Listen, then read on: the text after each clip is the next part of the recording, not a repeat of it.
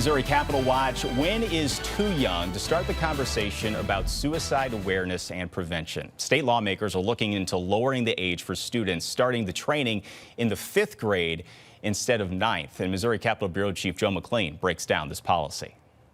This bill is nicknamed Brennan's Law. It's named after a 13-year-old who took his own life, with his family saying he needed more access to mental health resources and he needed them earlier. It's not always the sad kids or the unpopular kids that have mental health issues. That's Debbie Schumacher, the grandmother of Brian Brennan, who in 2019 ended his life by suicide, one of the most devastating results of a serious mental health problem.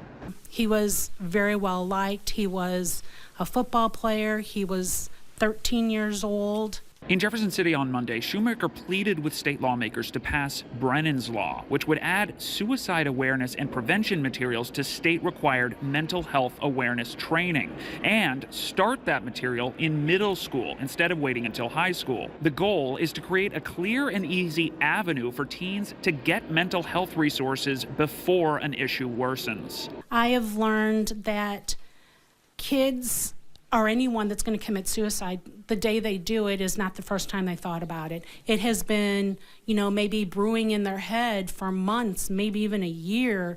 The bill's sponsor, Republican Cindy Buckheit Courtway, says that's why this education needs to be available earlier in life. No one in this room is not affected by someone with mental health issues. No one. One life lost is one life too many. And all I'm hoping to do with this is to save lives. The bill still needs one more vote in this committee, but the members signaled strong support. In Jefferson City, Joe McLean, First Alert 4.